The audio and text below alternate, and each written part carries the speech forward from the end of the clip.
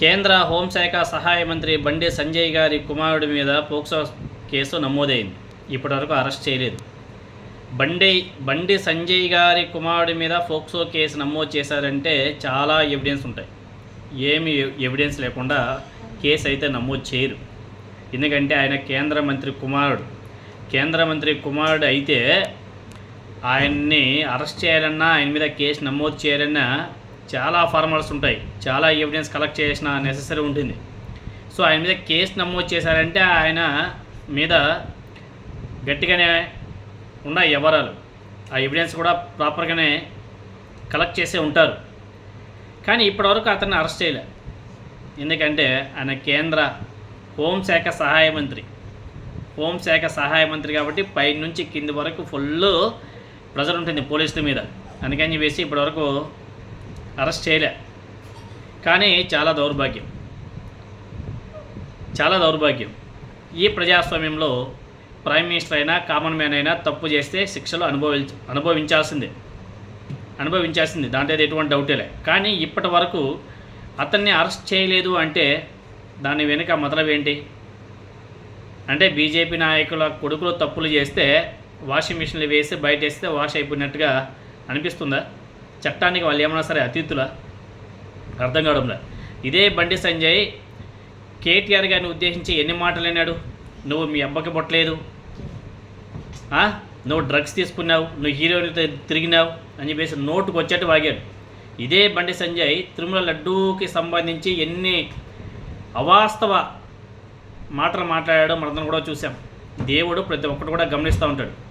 Time వచ్చినప్పుడు అందరికీ దూల తీర్చేస్తాడు. అంటే ఇదేనేమో. చూడండి, తండ్రి చేసినటువంటి తప్పులకి కొడుకు అనుభవిస్తున్నాడు. ఇప్పుడు బండి సంజయ్ కుయో మొరో అనేసి ఏడుస్తున్నాడు. అంటే ఏడిస్తే చేసిన తప్పులు మాఫీ అయిపోతాయా? ఎంత దౌర్భాగ్యమో చూడండి. మన కేంద్ర మంత్రుల యొక్క పిల్లలు వ్యవహరిస్తున్న తీరు, వాళ్ళని కాపాడడం కోసం మళ్ళీ వీళ్ళు అదనంగా రంగంలోకి దిగి అన్ని మీడియా వ్యవస్థని వాళ్ళ గుప్పిట్లో పెట్టుకొని దాన్ని హనీ ట్రాప్గా సృష్టించే మాయ కూడా చేసేసారు. అప్పుడే హనీ ట్రాప్గా మాట్లాడాలని చెప్పేసి అన్ని టీవీ ఛానల్స్కి స్క్రిప్ట్ కూడా పంపించేశారు. ఆయన ఎవరో తెలంగాణ జర్నలిస్ట్ ఒక ఆయన ఉంటాడు, రఘు, ఆయనకి యూట్యూబ్ ఛానల్ కూడా ఉంది. ఆయనకి కూడా బీజేపీ ఆఫీస్ నుంచి, బండి సంజయ్ గారి ఆఫీస్ నుంచి స్క్రిప్ట్ వెళ్ళిపోయిందంట. ఇదిగో ఇదే హనీ ట్రాప్ అని చెప్పేసి మాట్లాడని చెప్పేసి వాట్సాప్లో ఆల్రెడీ ఆయనకి కంటెంట్ కూడా వెళ్ళిపోయిందంట.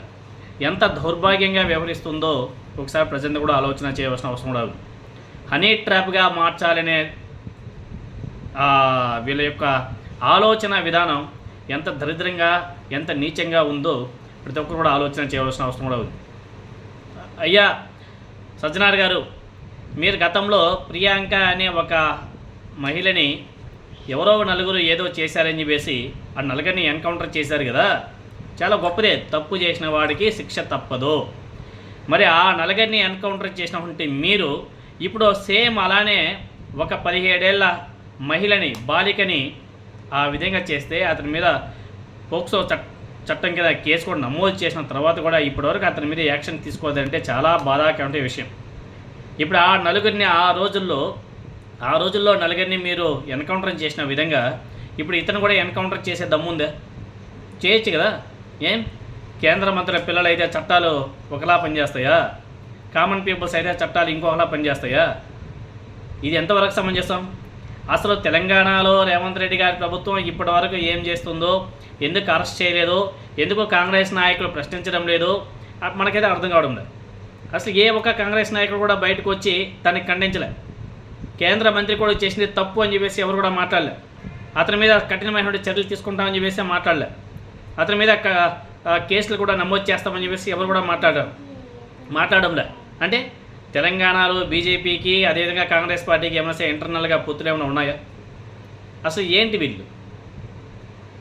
అక్కడంతా తెలంగాణ సమాజం మొత్తం కూడా ప్రశ్నిస్తుంది. ఇప్పటివరకు బండి సంజయ్ గారి కుమార్ని ఎందుకు అరెస్ట్ చేయలేదని చెప్పేసి తెలంగాణ సమాజం, తెలంగాణ జర్నలిస్ట్ అందరూ కూడా ప్రశ్నిస్తున్నారు. కానీ కొన్ని మీడియా సంస్థలు ఉన్నాయప్ప, ఆ మీడియా సంస్థలు అన్ని మీడియా సంస్థలు దాన్ని హనీ ట్రాప్గా చిత్రీకరించే ప్రయత్నాలు చేస్తున్నారు. ఇది కరెక్టేనా? మీడియా వ్యవస్థ ఉన్నది ఎందుకు? తప్పు చేసిన వాడికి శిక్షలు పడే విధంగా మాట్లాడాలి తప్ప తప్పు చేసిన వ్యక్తిని కాపాడడం కోసం దాన్ని హనీ ట్రాప్గా చిత్రీకరించే ప్రయత్నం కూడా చేస్తున్నారు. ఇది మంచి పద్ధతి కాదు. కాబట్టి ఇప్పటికైనా సరే తెలంగాణ సమాజం మేల్కొని ఇటువంటి బీజేపీ బత్తాయిల పిల్లలు కానీ బీజేపీ బత్తాయిలు కానీ తప్పులు చేస్తే శిక్షలు పడేలా పోరాడాల్సిన అవసరం కూడా ఉంది. ఎవరెవరో ఉంటారు, ఆమె బీజేపీ నాయకురాలు మాధవీలత కానీ ఇంకా ఎవరో మహిళలు ఉంటారు తెలంగాణ హైదరాబాద్లో కూర్చొని బీజేపీ మోర్చా మహిళలు వాళ్ళు వీళ్ళు అని చెప్పేసి. ఇదే తప్పు కానీ ఏ ముస్లిం నాయకుడు కుమారుడు లేదా బీఆర్ఎస్ పార్టీ నాయకుల కుమారులు కానీ చేసి ఉంటే ఈ సమయానికి ఆ బీజేపీ నాయకురాళ్ళు ఎవరైతే ఉన్నారో వాళ్ళంతా కూడా రోడ్ల మీదకి వచ్చేసి నా సామాన్యంగా ఏం హడావిడి చేసేవాళ్ళంటే అబ్బబ్బో మనం ఇంకా దాని గురించి ప్రత్యేకంగా వివరించుకోవాల్సిన అవసరం లేదు. ఆమె మాధవీలత ఉంటుంది కదా, ఆమె ఏం నిద్రపోతుందా? ఇప్పుడు మాట్లాడచ్చు కదా. సొంత పార్టీ నాయకుడు కుమారుడు అలా చేస్తే ప్రశ్నించడంలే. ఇంకా చాలామంది ఉన్నారు.